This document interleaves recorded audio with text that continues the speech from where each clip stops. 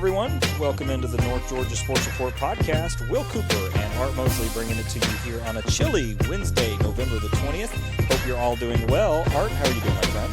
Coop, I am doing well. As you mentioned, chilly. Finally got some fall temperatures where we're getting to the point where we're getting to be deep into the high school playoff season. I know we're only we finished round one, but tell you what, it goes fast, quickly and fast, and in a hurry, certainly.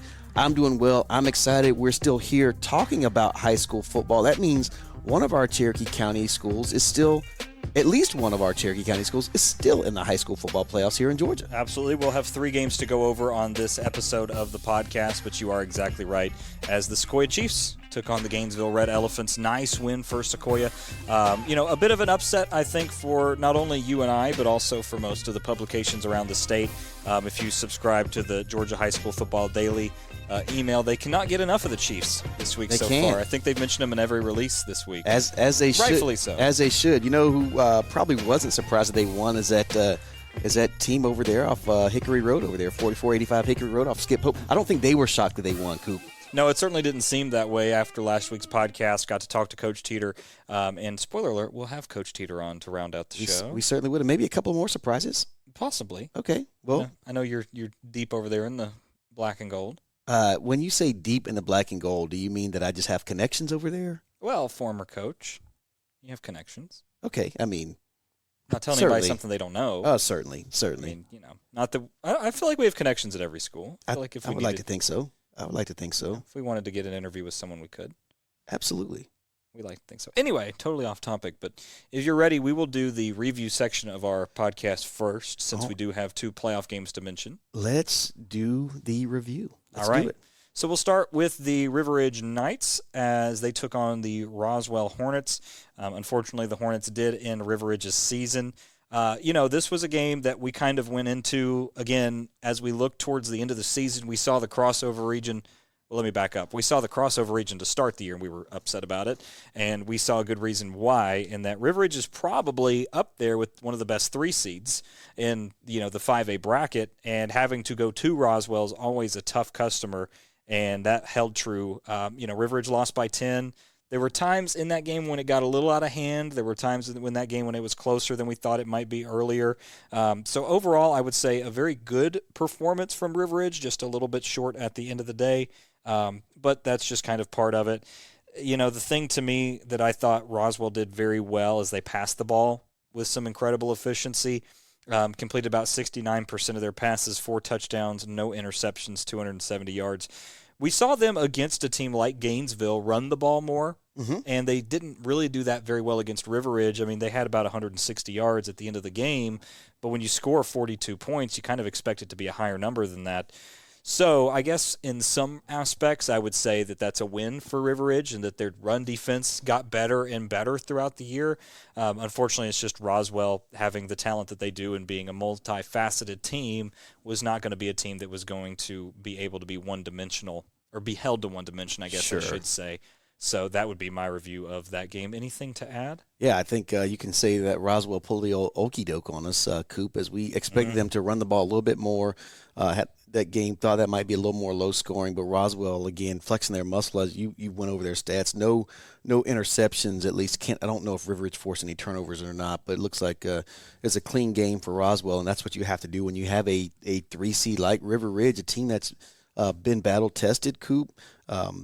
And also was in that environment last season. That's I guess you can call it a rematch of last year's first round game. When these teams were in 6A, when there was a 7A, now they're in 5A. So see if you track with all that. But I would say for River Ridge, nothing to hang your hat on. I think you do look at this. You at the matchups and the crossover, and you're like, man, if they were matched up with any other 2 seed outside of Region 1, I think I really like their chances. But nevertheless, they come into it facing a buzzsaw, as did our other 3 county teams did this week, and came up on the short end of the stick. Our congratulations to Coach Collins for getting his team back into the postseason. I think that's is it 3 times in 4 years or 4 times in 5 years? If I'm not 4 times in 5 years, if I'm not mistaken. So he's got that program moving in the right direction, and I think it's really changed the trajectory of what it means to be a River Ridge Knight in that football program over there. Yeah, and I think the other thing is we saw players step up that we thought would probably have to step up. It's kind of one of those. We knew that coming into the game, River Ridge was going to have to play guys like Hollier that at times had been, I don't want to say a non-factor because he still drew double teams, but like when we saw the Sprayberry game, they leaned more on the other players that they had in the receiving core. And I thought that this would be a game where you knew that Roswell had guys that were going to play on Saturday, and Grant's obviously a player that's going to Georgia State and going to be playing on Saturday as well. They were going to need that kind of attack from him, and he did a good job, had a really good game as well. As a matter of fact, I think Hollier had a 80-yard touchdown grab somewhere in there. So, all of that to say that I think that this is something that was pretty impressive. As a matter of fact, he had 3 touchdowns on the game. Hollier, 11 passes, 200 yards, and 3 touchdowns. So I knew he had a high number. I just couldn't remember exactly what it was. And, the other thing that we kind of expected and are not surprised by, Ethan Spector completed 17 to 23 for over 300 yards and 4 touchdowns as well. So River Ridge did what they did. They did their game, stayed into what they wanted to do. It's just unfortunately at the end of the day, just came up a little bit short against a Roswell team that's probably across the board a little bit deeper than Cherokee County teams are as a whole, even as deep as River Ridge has been this year. Yeah, Kit, couldn't agree more, Coop. Again, just to kind of take a look at those other, Region 2 seeds, 2 seeds. And I'm kind of scanning across the board. I'm looking at Jackson County. I think River Ridge, would have beat them. Looking at a team like Noonan, okay, maybe not, but I think that's a little bit closer game. I think there was an opportunity. East Paulding, I think, would have been a fantastic football game, but shoulda, coulda, woulda, ifs and buts. River Ridge closes out a season, and a few special seniors on that football team that have been great to watch. You mentioned Hollier, we mentioned Spector, but they got some guys that'll be back. A couple of running backs that'll be back. I think that's a highlight point. We'll talk about we'll review this at some point, but I think there'll be a little more experience on the offensive line next year. So along both lines of scrimmage. So while they break in a new quarterback, I think you do have the future is still bright over at River Ridge. Yeah, I think so. And that's kind of been the way River Ridge has been is, year in and year out, we do see teams that have high turnover rates. And it's, again, it's high school football. That you're going to have to replace every single position once at least every 4 years. But usually it's once every 2 or 3 years, or sometimes it's one of one. And River Ridge, for the most part, has been able to, with their youth programs, kind of, I want to say, like, tier it, staircase it where – you are going to lose a guy like Holly or a guy like Spector, some of the really good players, on the defensive side of the ball as well. But when you kind of tier it, you are bringing back a number of guys. And, last year was kind of a year that we said, wow, River Ridge lost a lot, especially on the defensive side of the ball. Right. And as we've turned over the film this year, you kind of go back and look and say, a good majority of these guys are going to be coming back. So, I think defensively, River Ridge was a team that was very underrated. Defensively, obviously, throughout the middle of the year, they were very exciting and, garnered some attention in North Georgia, and I think rightfully so. And, again, I think that, when we kind of look back on this River Ridge team, we probably won't view it the same way we probably should when you look at the fact that they lost to Sprayberry, lost to Sequoyah, and then, the Cherokee loss as well, which seems like it, 3 years ago. But, again, 21-7 in a range-shortened game that they didn't even get halfway through the second. Right. So, you do get to the end of the year, and they were, 7-4, I think it was, with the 3 regular season losses and the playoff loss. But, as far as 7-4 goes, man, I mean, your losses are some really good ones. So, again, no moral victories in that. But at the end of the day, it was a River Ridge team that I think – hopefully, as fans of River Ridge and Cherokee County, we can put them in their proper place and remember them as one of the best River Ridge teams that we've seen, and arguably the best River Ridge team we've seen since 2020. I would definitely say yes to that. So, just my opinion on where the Knights were. So that'll take us to our next playoff game. Yeah, Milton hosting our Woodstock Wolverines. And the ultimate. I think if there was any David versus Goliath matchup in the first round, it would have been Milton versus any 4 seed. Yeah, it really didn't matter which 4 seed. Unfortunately, it was our 4 seed in Woodstock. But look, I mean, we talked about this on the podcast, and we talked to Coach Devine about it, and really kind of tried to. I don't want to say church it up. We knew what was going to happen, but at a certain point, you do kind of look at this game and say, Milton is Milton. What can we expect out of it? And Milton continued to do Milton things for the most part. It's again, it becomes an issue of depth. I think Woodstock was a really good team. Not a lot of depth, though. Mm-hmm. Their starters were really good, but as you get into the playoffs and you get to that 11th game, it becomes more about depth and who you have that can spell some of that as well. So that was, again, a tough matchup coming in. We knew that, but it is something that I think that Woodstock will be building in the right direction. Not that we're focused on that in this podcast episode, but I think it is worth noting as well. Just kind of since we mentioned it on the last one, they're going to lose a good bit. This is going to be a tough senior class for them to lose, but I do think the development of that program, they'll get the numbers up to where they should be. I think we've already seen that transition, and making the playoffs for the first time in a few years certainly helps. Certainly does, Coop. Just a few numbers here for the Woodstock Wolverines. Kind of the bugaboo, and we knew this coming in. They'd have to find a way to run the football, and unfortunately for Woodstock, only getting a team total of 40 yards in the ball game. They were led. I mean, Isaiah Payton had 12 carries for 23 yards, and Burmeister 10 carries for 17. Just not a recipe for success. Again, consider the opponent there. Burmeister did throw the ball for 22 times for 65 yards, one touchdown, just one interception. But again, the inability to get in the end zone early, and then Milton not kind of flexing their muscle. Luke Nickel, the senior quarterback, head of the University of Miami, 7 of 10, but 4 of those completions were for touchdowns. And then T.J. Lester, the running back, ended up with 1 touchdown, 118 yards. So I think it was a Milton early and often there, kind of putting Woodstock away early. I think that game was well in hand by halftime. You mentioned the seniors. I think the two that stand out most to me right now are the linebackers. They were Coach Devine had mentioned that those two guys were in on probably both. I think we were going to end the season with over 100 tackles, and I think that's a lot of production that someone will have to step up and make, Coop. But that's the first thing I look at for Woodstock is how do you make up for Burmeister and then Cooper Price on the interior.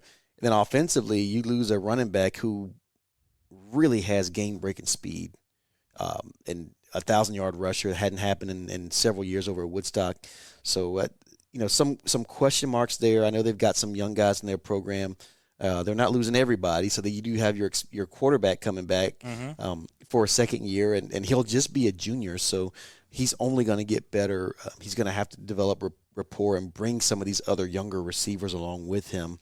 I think I'm not going to say Isaiah Payton is easily replaceable, but I think you can find a way to patch together a ground game. It might not be one running back with 1,000 yards. You might have a couple with 300-400 yards each, but the future is bright for Woodstock. They've learned how to win some games this year, games that Coach Devine mentioned they probably lose last year. Now you kind of get that monkey off your back. You've been to the playoffs. You had a taste of it.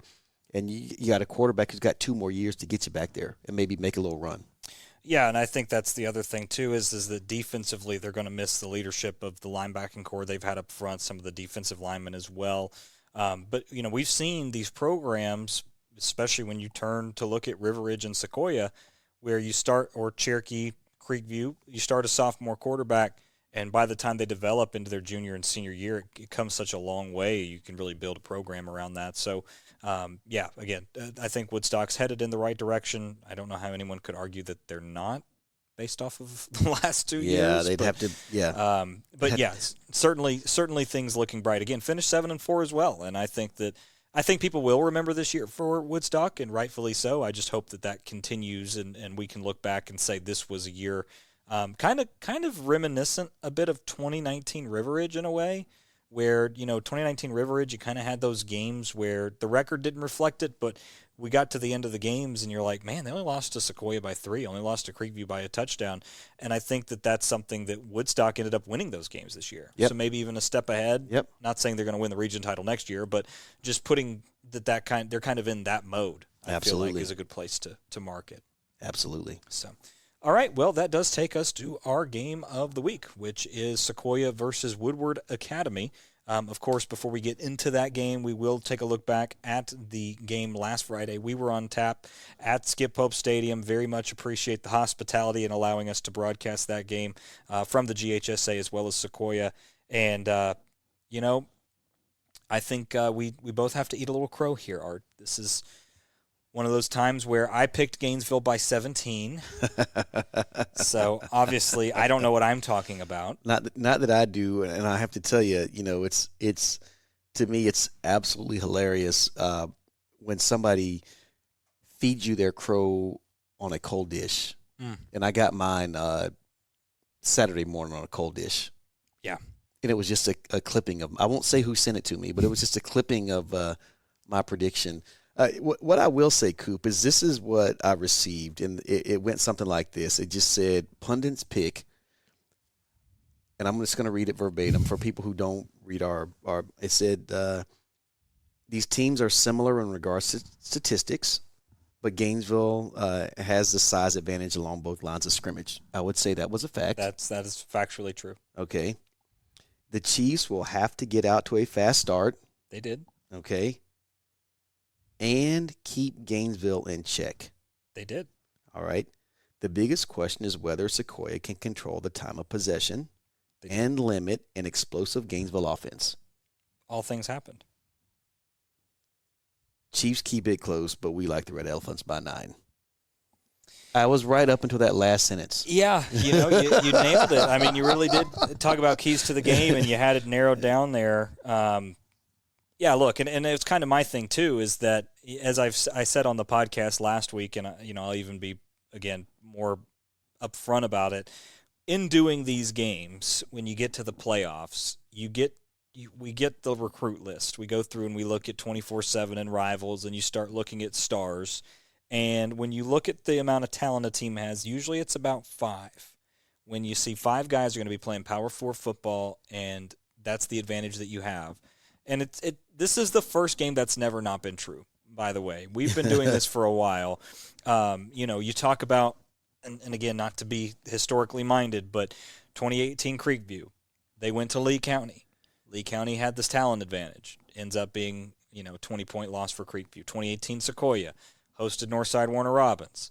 They had a 4-player advantage. Ends up, I think that game was a little closer. I think it was 14 or something, but, whatever. 2020 River Ridge, right? Beat Rome. Everybody was really high on them. Rome only had a 2 or 3 player advantage in terms of, Power 4, at the time, Power 5. Prospects. They play Lee County the next week. That number went up to 7. Those following results happened. Cherokee, when they played Norcross, that game was very similar in that.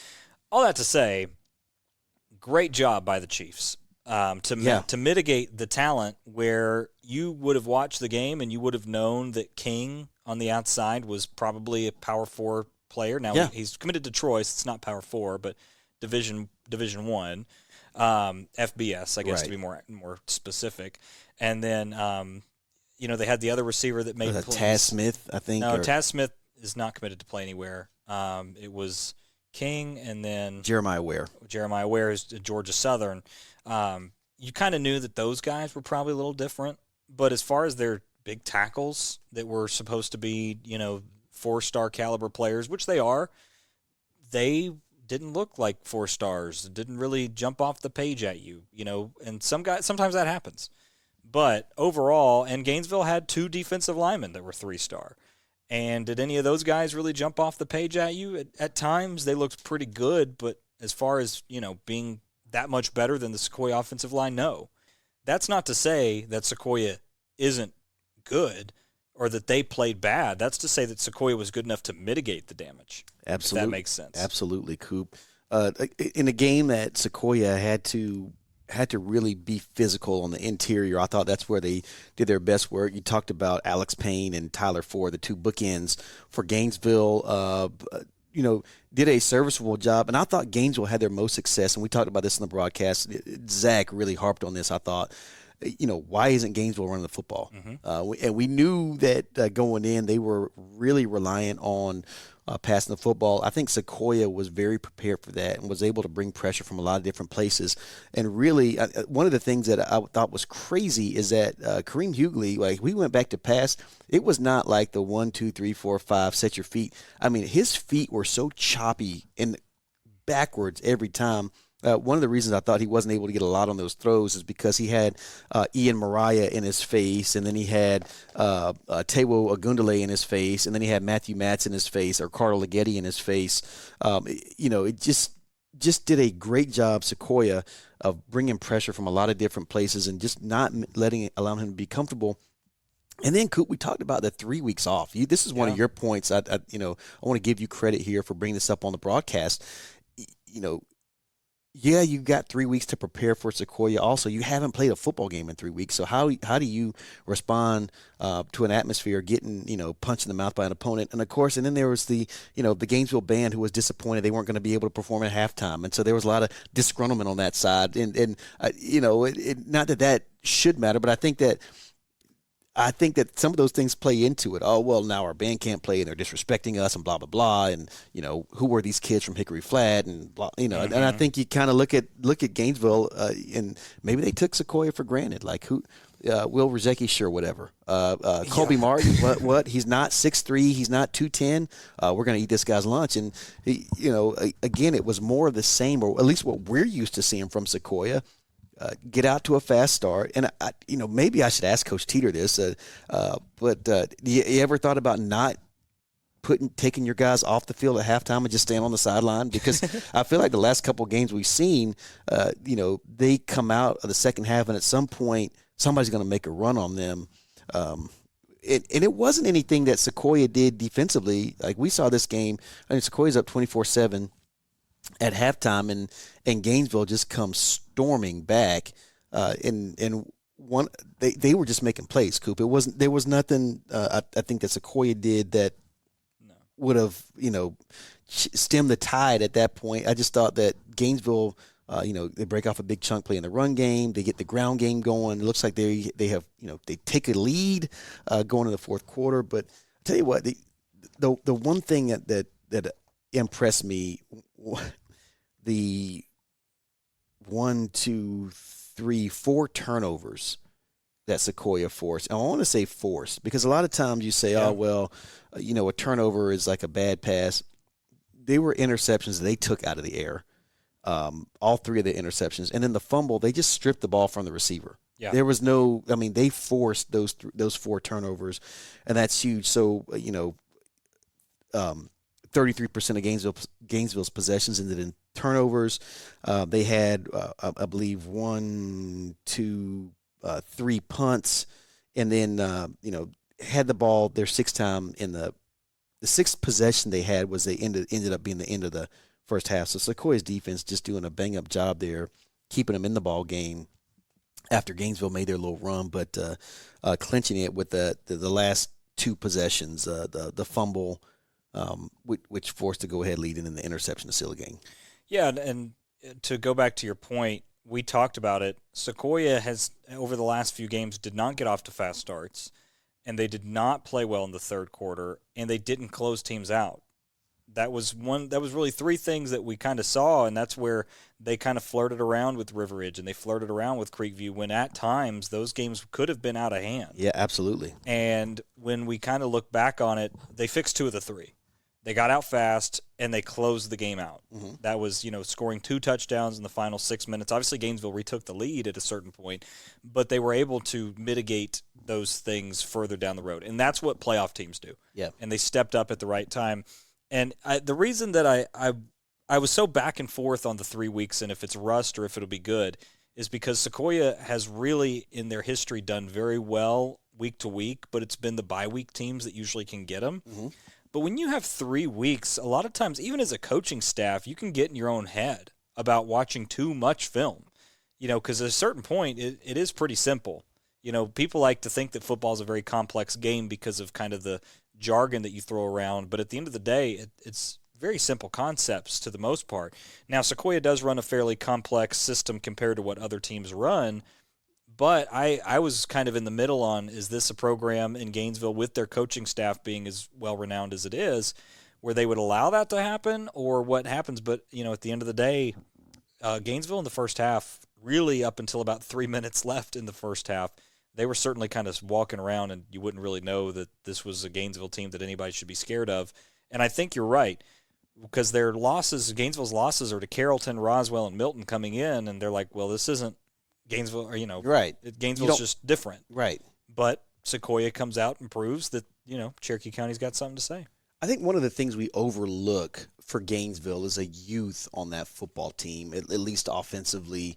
At quarterback, you've got Kareem Hughley as a sophomore. He's going to be really, really good, but right now he's young. Along the line of scrimmage, Tyler Ford, just a sophomore. You do have the senior receivers, Ware, King, and Taz Smith, who kind of played a little bit of running back too for them. But I think the guy that has the ball every play, the quarterback, this is his first foray into the Georgia high school football playoffs. Yeah. And the guy that has the football every play offensively on the other side, this was his fifth high school playoff football game. Yeah. So I think there's something to be said for that as well. A fantastic football game. We had like you mentioned, Sequoyah jump out to a lead. Gainesville powers back, takes a lead. Sequoyah comes back and regains it, and ends the football game. And another thing I want to point out, I mentioned a little bit of contentiousness, at least from the Gainesville sideline, about their band not being able to play. But the sportsmanship on both sides was fantastic. I think it was everything you wanted in a high school football game. Two teams really going after it, and that night, the better team that night won the ball game. There was no doubt about it in my mind that Sequoyah was a better team Friday night. Right. Now, if they play that game 10 times, I don't know if that happens or not, but it doesn't matter. They were the most prepared and the best team, and quite possibly Woodward Academy was probably the best football player on the field Friday night. And the travesty that he has been overlooked in recruiting, it just blows my mind. And I think it will be resolved rather quickly. It should. You run for 200 yards in a playoff game, and again, Gainesville has that notoriety, and I think that he'll get some attention. So I think we've prognosticated on the game about as much as we can. If you are ready, we'll head to our interview with really the whole crew. Yeah, Coach Teter and company. And co. Yeah, there we go. Joining us now is once again the trifecta from Sequoyah High School. That is, of course, the head coach, James Teter, defensive coordinator, Brent Budde, and offensive coordinator, Coach Jacqmein. Gentlemen, thank you all for being with us. And we want to start with our first question with Coach Teter. Obviously, last week, a big win, first week of the playoffs, taking on a Gainesville team that was recognized not only in the state but nationally as well. Take us through the bye week that you had and then the preparation for that game and really how you felt about your team coming out on Friday and a very impressive win to start off the playoff season. The bye week was interesting because it's just not something I think we talked about it last time. You're just not used to. You're used to come right out of the regular season into the first round of the playoffs. And quite honestly, for us, when teams have 2 to 3 weeks to get ready for us, we struggle a little bit. But in hindsight, it was probably good for us because I thought it helped us get healthy. And I don't know if Brent will say it or not, but I think it helped Brent defensively get ready for their skill guys and probably Ben to get ready for their front. But all in all, it was good for our kids. We got through it and got into last week in the game. And quite honestly, our kids had confidence. Our coaches had confidence, and we felt like we could compete with them. We felt like we could play with them. It's been funny all week before and all this week. Everybody just keeps referring to the biggest upset in the bracket. But quite honestly, we kind of had the feeling that if we lost, it would have been the upset. Coach Teter, we got that sense from you last week when we spoke to you, just like a quiet confidence, and saw the write-up, of course, earlier this week in the Georgia High School Football Daily about the upset. You guys felt like you belong. One thing I want to ask either Coach Teter or Coach Jacqmein, we kind of lose focus on this, but that was the fifth playoff game start for your quarterback, who's just a junior. How important did that play in either your game planning for last week or coming in there in a game where most people, including myself, have to mention, as Brent will certainly remind me, had you guys as an underdog there. But how important was that leadership and a playoff experience for your quarterback and then a lot of your offense? Go ahead, Jim. Colby's the most incredible kid I've ever been around. He makes us go. His stats didn't really pop off the page on Friday night, but he's the reason we win. How he commands the huddle. I mean, I laughed because there's a 13-word play call I gave him, but he turned around and didn't even let the play call get relayed. He knew the rest of the play. He gets everybody lined up and shifts, and then I thought he was absolutely huge with his legs on Friday night. Couple of scrambles that really kept drives going that led to touchdown. So he's just been absolutely huge for us. I think what Ben said, his quiet confidence is what keeps everybody else calm and keeps everybody knowing that we're okay. As long as he's confident about what we're doing, then I think they're confident about what we're going to do and how we're going to do it. And Coach Budde, as we kind of looked and prepared for the game, obviously Gainesville, offensively and defensively, but particularly on offense, had a lot of players that will be playing, Division I football, if not Power 4 football. And really on the offensive line, 2 tackles that are, 3 and 4 star rated, depending where you look, and a center as well that's going to play in the next level. But throughout the game, you guys were able to get pretty consistent pressure on their quarterback. What was the preparation like, knowing that you're going up against an offensive line that is highly rated? And how are you able to mix it up where you're able to provide that pressure that was needed to keep them out of rhythm in the passing game? Yeah, I think, one, our kids, I mean, we have kids that are who are very talented, Ian Mariah and Matt and Taiwo and, Drew Williams. And so we know the personnel we have and, we know what they have, but we can only focus on what we have to do. And we knew we couldn't sit back and let them, just dictate play to us. We had to be aggressive and go after them. And, in the first half, we'd get the running back in protection, as you guys, said, on the radio broadcast. And we didn't do a real good job of hitting him. But in the second half, Drew Williams did a great job of attacking that protection and pushing him back onto the quarterback. We got to make the quarterback uncomfortable. And then, we just manning up on the outside and hope we can get pressure and get that ball out. Coach Teter, one of the things that we had talked about your team was a kicking game. You trot out Caleb McClure for, I think, 4 field goals on Friday night, and he was successful on one of them, which I believe is a career-long 49-yarder. What did that kick early in the game do for your momentum? And certainly, the one of them he missed the low snap. Another one I think was just a little bit left, but certainly with plenty of leg on his game. What does that do in terms of your confidence for your special teams and just to being able to kick a field goal 49 yards in that environment, in that playoff environment? Caleb is your typical kicker. He's a little bit of a head case at times. The first one he made was big at the time. We just felt like we needed to get out to a fast start and find a way to get a lead. And then we had talked a lot to our kids about keep it close to the fourth quarter, either going in with a lead or very close. And we felt we could wear people down and do what we've done to everybody all year long. So him making that kick early was just a way to keep us calm and keep us on track to what we were doing. The 2 he missed would have gave us a chance to probably kind of put some distance between us. But, if I talk to him today, things are going to happen. He's not going to make every kick. It is what it is. It's kind of like a DB or a quarterback throws an interception or a DB gets beat. You don't want it to happen, but it's going to happen at some point. You just got to be able to turn the page and move on. And he does that at times, and other times he doesn't. But it was big at the moment, and we really needed those points at that time period. And Coach Jacqmein, since everybody else in the state is talking about it, I reckon we probably should bring it up as well. Will Rajecki, over 200 yards in this game, has started to get some of that recruiting attention that we've seen all year, and really even starting last year, that he probably deserved an early start. But as you kind of went into the game and saw that Gainesville had been susceptible to some of the running attacks of the likes of Roswell and Milton, Was that something that you had coming in with the bye week, that you knew you were going to lean on Will and try and get him the ball as much as possible? And how did you kind of supplement that when we saw, Ian Mariah with a couple of carries, and then, as Coach Teter said to start, maybe not the passing game that we're used to seeing, but still effective enough to keep Gainesville from keying in too much? Yeah, Friday night I called Georgia Southern immediately after the game and had to tell the guy he was the best player on the football field, full of 4 stars.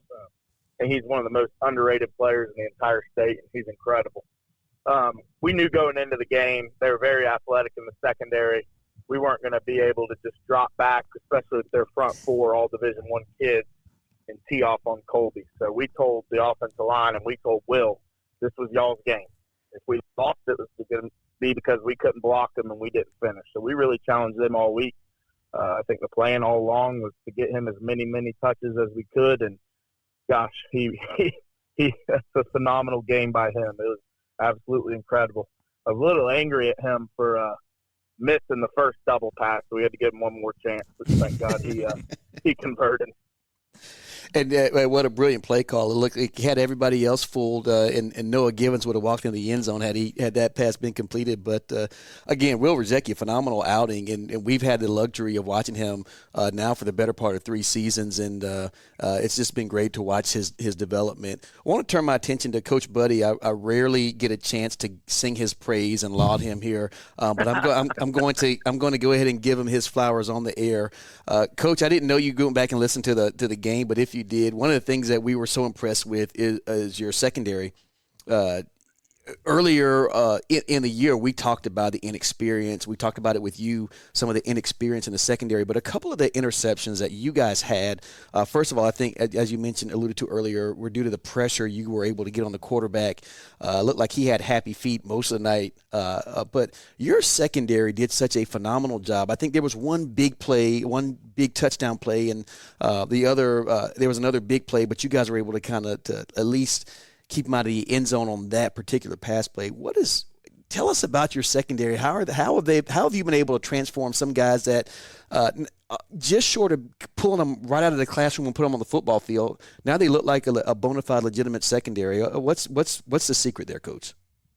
I think they understand our scheme, first of all, and our secondary coaches, Coach Isaac and Coach Bannister, work their butts off with them every day. And we try to put them in situations that they can handle. Man-to-man is not too confusing. So, we try to mix it up. We try to drop and play zone and confuse people there. I think 2 of our interceptions by both of Benji Smith's interceptions on Friday were a zone concept pressure instead of a man. And, it's like you said, though, on the air, I mean, it's a game coming up. We just played game 11, going to play game 12. They're not young anymore. They've seen the likes of a lot of good passing attacks, through our regular season, and then that helped prepare them for Gainesville and their passing attack. And Coach, now that I know you're listening, I'll start leaving some more Easter eggs over the few broadcasts. Okay. I don't know if you guys are picking up our broadcast through Chiefs TV and relaying it right to you. I promise, Coach Teter, I am not texting Brent during the game. I promise. And Coach Teter, to wrap up this, obviously we talked a lot about last week, but there is still a game to be played this Friday, and that is against Woodward Academy, the Atlanta version of Woodward Academy. And a very good program, obviously has very similar to Gainesville in that they have some talent that will be playing, Power 4 football or Division I football. Probably a little bit different in terms of the makeup with, what you saw last week. But, what's the approach been this week? How has the team been in practice so far? And what are you looking for in that game on Friday? Approach is probably similar. I mean, I think they're probably on track with being just as athletic. Offensively, I mean, a little different style quarterback probably will run a little bit more than the other guy did last week. Practice has been awesome. Our kids had great days. Biggest thing for our kids is they got to understand we may have caught Gainesville kind of peeking ahead a little bit and looking towards playing Woodward, and people aren't going to take us as lightly as they probably did last week. So they've got to be ready to play a 4-quarter game. I think it took probably till halftime for Gainesville to realize they were in a game, and in a game that we were won just as bad as they did. And so our kids have to understand that we've got to do what we did last week and take it to them right from the start and try to get the lead. Coach Teter, and maybe let me throw this out to your coordinators. Coach Budde, I'll start with you, and then Coach Jacqmein. When you flip on the film for Woodward, if you can add on something that you see after what Coach Teter said, what's the key for your defense? And then Coach Jacqmein, I'll say the same thing for you. What's the key for your offense this week as you guys get prepared to take on Woodward Academy? Game plan is going to be the same for us. I mean, we got to get the quarterback uncomfortable. We got to get him off of his spot, and we got to mix up our coverages and our pressures to keep him guessing. I think again we can get after him a little bit. Coach Teter's right; he will pull it down and run it. So we got to secure rush lanes and not let him leak out there. But again, not giving up the big explosive play. Keep them in front of us. Live to play another down when they do complete them. Offensively, we got to continue to play angry. We can't let off. We challenged the O-line and backs over and over and over all last week, and we have to maintain that same intensity. We're undersized in the interior three positions, and everybody knows that, but they brought their tails off last week, so we have to continue to do that, finish runs, and execute shots when we take them. Well, gentlemen, we certainly do appreciate your time this evening. It's been an absolute pleasure watching, taking in as many Sequoyah games as we have. We almost feel like we become the streaming broadcast of the Sequoyah Chiefs here over the last couple of weeks here. We certainly thank you guys for going back and listening to our stream. Much success for you and safe travels down to College Park. I know there's the Coach Teter, I know you've got your guys focused on Woodward Academy, a very dangerous football team, as you mentioned. But I'd be remiss if I say if you guys shock the world again, there's 50-50 chance you might get another game there at Skip Pope. So first things first. So you got to take care of business on Friday night. We're pulling for you guys. We'll be certainly locked in and tuned in, and hope you guys bring back a win to Hickory Flat. It's Hickory Flat, but the entirety of Cherokee County, and make another Sweet 16 run. It's been about 6 years, if my math is right. Yep. About time for another one. Coach Teter, what do you say? I agree, 100%. Gentlemen, thank y'all so much. Best of luck on Friday night. Thank you very much. Guys. Thank you. So thank you to all of the Sequoyah coaching staff for joining us with the coordinators and, of course, Coach Teter. Excited to see this Friday night when they'll be taking the trip down to College Park to play Woodward Academy. Art, we've delved into it enough. Let's break this game down. I'll let you start and get your opinion and tell you why you're wrong. All right, you're going to tell me why I'm wrong. Okay, I don't know what you're actually picking yet, so I guess maybe I'll agree with you. All right. I think this game is extremely similar to last week's. I think you have a team in Woodward Academy that had a wake-up call. They were a number one seed, region champ. Were in a dogfight against the Lovejoy Wildcats. Lovejoy had a lead late in the ball game, gave up a passing touchdown. It was actually a marvelous drive engineered by Woodward's quarterback, Landon Walker, throwing a touchdown pass with about 20 or 30 seconds left in the ball game to give them a 20-19 edge, and again hosting another playoff game. I think they get the monkey off their back, almost maybe reminiscent to 2020 when River Ridge had to hold off a very game Kennesaw Mountain team in the first round. Woodward gets everything done through the air, Coop. Landon Walker, we mentioned, 2,143 yards passing, 23 touchdowns on the year. He's got a few top receivers. Josiah Abdullah, 36 receptions, 685 yards, 9 TDs. And then Jerome Bettis Jr., that name might ring a bell. That's right. That is the son of Jerome Bettis, formerly of the Pittsburgh Steelers and the Notre Dame Fighting Irish. 31 receptions, 567 yards, 7 TDs. He's headed off to Notre Dame as well. He's a senior. But running the ball, they don't do it extensively. Landon Walker, the quarterback, leads the team in rushing, 378 yards. I think this is a team. This is what gives me pause about their offense, at least this week.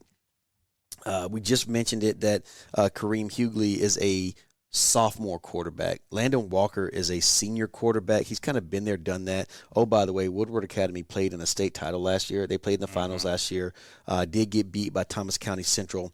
So this is, while not everyone returns from that team, this is a team with a lot of experience. Kind of, again, the moment won't be too big for them. I think that's one of the reasons they were able to drive down and beat Lovejoy. They've kind of been there, done that.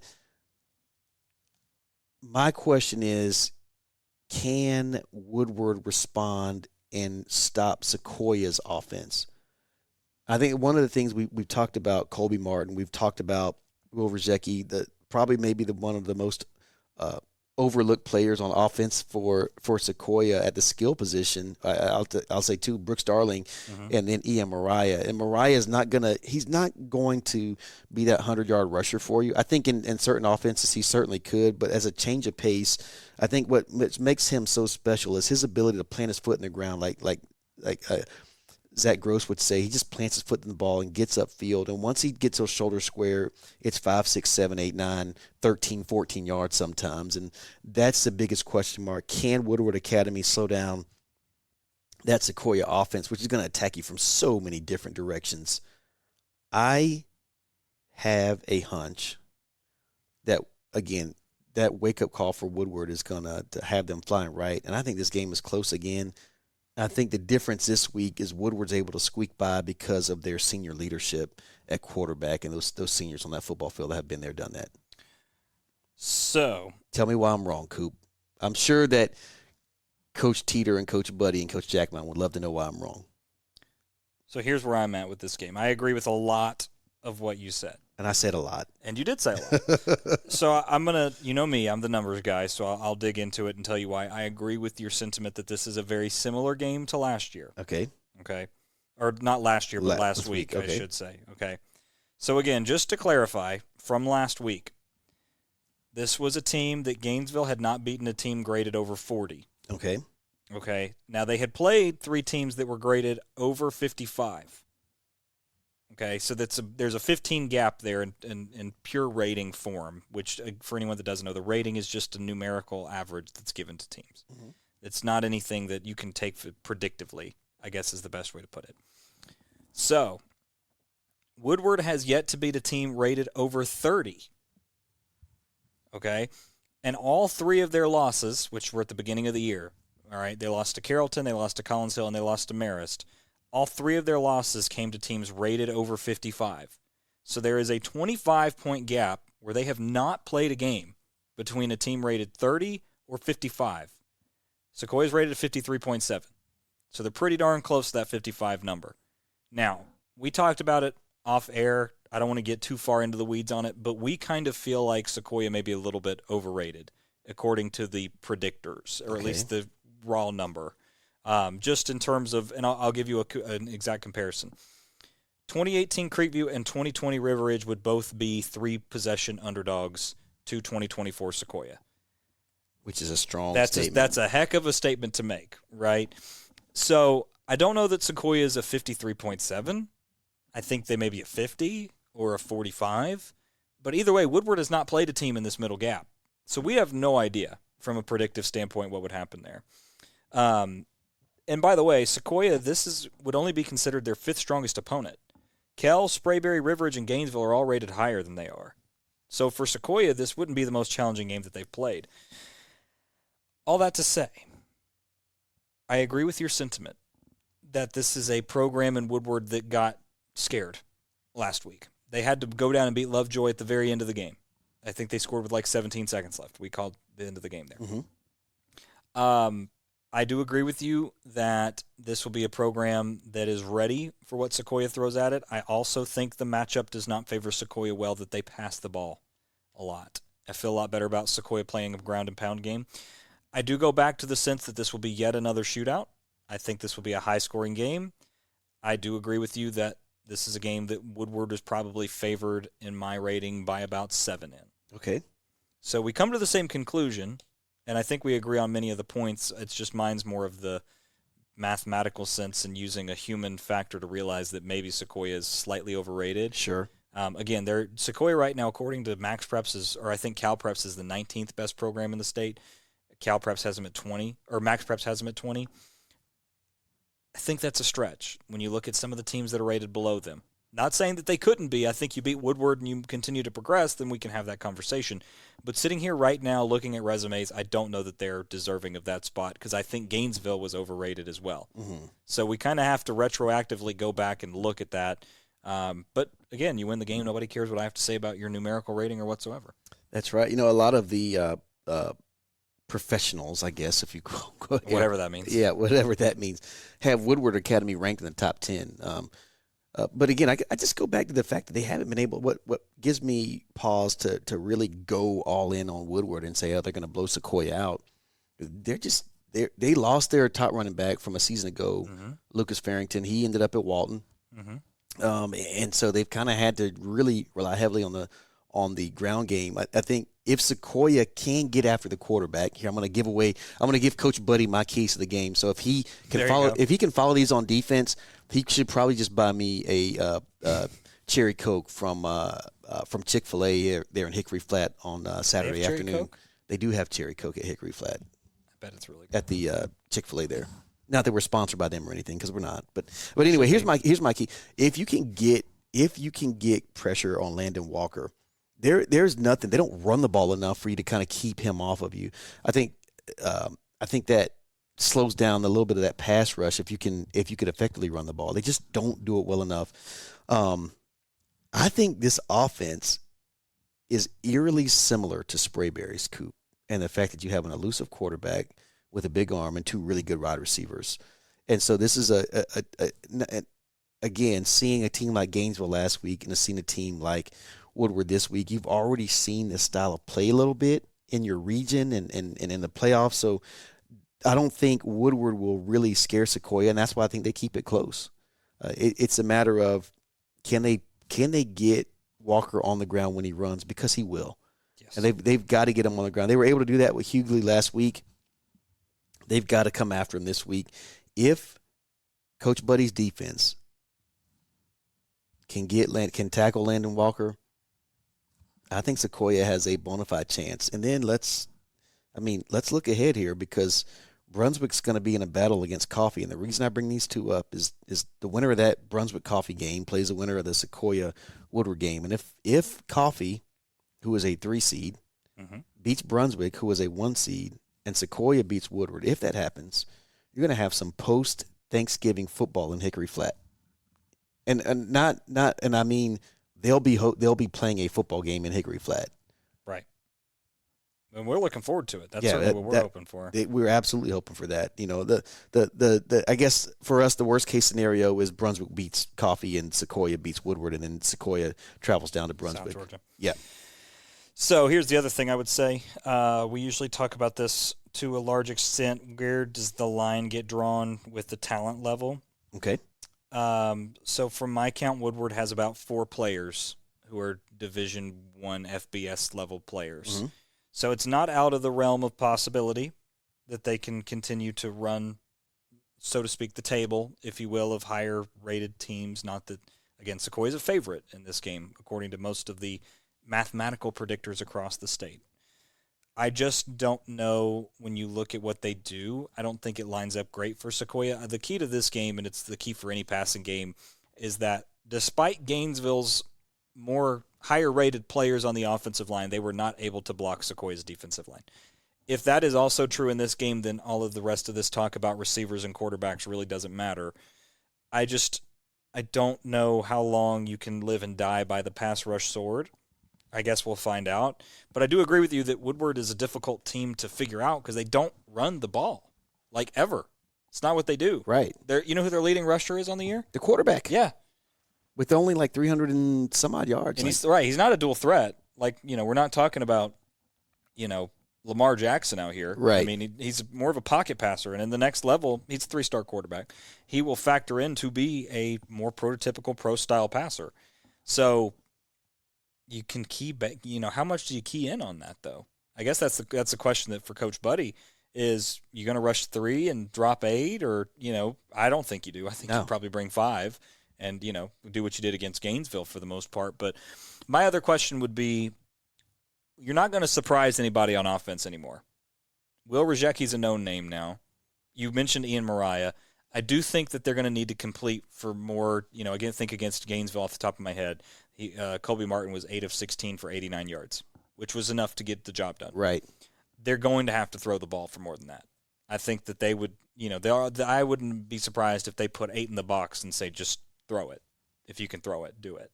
So I think it'll be a different game. I do think it'll be higher scoring. I think it's probably close to the Gainesville score, but again, kind of like we come to the same conclusion. I do think Woodward Academy has a slight edge in this game, and mine is more based on the fact that, numbers don't lie, but I do think the numbers in this case were lying to Gainesville and by proxy are lying to Sequoyah. Wow. I like it. And I like Woodward based on experience. I think I'm a firm believer that experience beats youth most days. I wouldn't go that far. Most. That's why I said not all. That's why I said most. Are you saying that because of our age difference or what? I'm just talking about in an in-game scenario. I would take a group of seniors. Agreed. Over a group of juniors or sophomores. Gotcha. Fair enough. And maybe it's more legit in a sport where you have fewer players on the field. But think of a pitcher who's been there, done that, versus a guy who's. Well, I think quarterback is that way. The only other thing I would say is that Colby Martin does have a decent amount of experience, especially considering he's just a junior. And this is a Sequoyah team that's fairly used to the playoffs at this point. You talk about Colby Martin playing in 5 playoff games, but even guys that are younger are going to have played in 4. This will be their 4th. Sure. So, yeah, I agree with your sentiment in some ways on that aspect, but I don't think that the disparity is that large. So it would be different if we were talking about a Woodstock team that was, just now in the playoffs for the first time.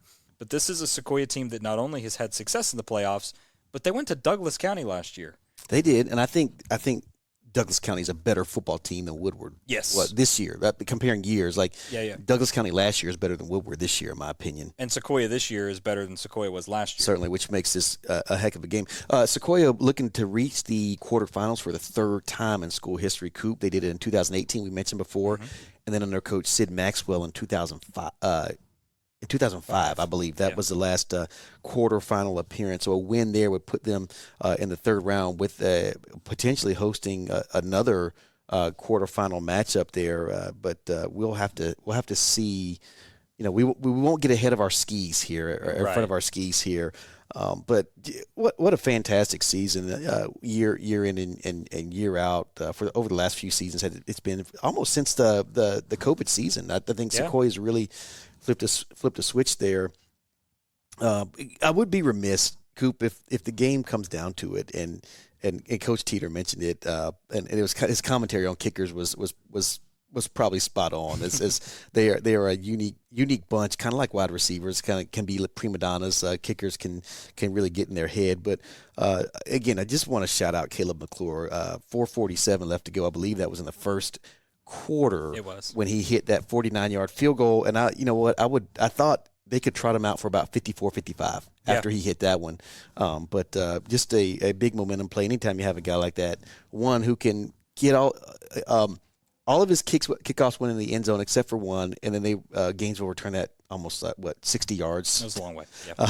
So really making Gainesville travel the length of the field. I think that gets hidden in there at some point. Kickoff. So you have a weapon like that might factor into the decision, but definitely again want to talk about Caleb McClure and how he might factor into that.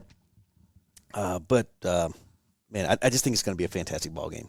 Yeah, we're excited to keep a track on it. We will not be broadcasting this game. Work schedules in life with conflicts. We were not able to fill a full broadcast booth. Yeah, so shame on me. Yeah, well, direct all complaints to Art. But either way, we'll be keeping a close eye on it. We, of course, will be back next week, assuming either way, really, we'll either do a review or continue on with the playoff push. I've got my fingers crossed for Coach Teter, Coach Budde, and Coach Jacqmein to prove me wrong once again, as they become they become professionals at proving me wrong, Coop. Yeah, well, it's not that hard to do in this life. It's not. So maybe when it comes to football, I don't know about basketball. Yeah, you and I don't bet on basketball much. It's probably good for you. We don't. Probably. I'm not going to lie. That's something that I know enough to call a game about. But if you're asking me for predictive and all of that. Well, don't worry. I'd probably overthink it and then screw it up. Like you said, it's like watching too much film, right? You can get too far ahead of yourself sometimes. So. Exactly. All right. Well, again, Friday night, Woodward Academy as they host the Sequoyah Chiefs. We appreciate everybody for being with us. Art, any final thoughts here? Again, we'll keep an eye on Coffee and Brunswick as they do battle, and we'll pull Coffee Trojans, right? It is. They dropped the county. It's just the Coffee Trojans now. All right. But yeah, we'll definitely keep an eye on that on our socials. Make sure you continue to follow North Georgia Sports Network for updates on that. No final thoughts. Just grateful for not only Coach Teter, Coach Budde, and Coach Jacqmein, but all the coaches who have joined us over the course of this season. All of our county coaches. Coach Collins, also Coach Brown. We got a chance to chat it up with him a little bit. Coach Devine has been great to us.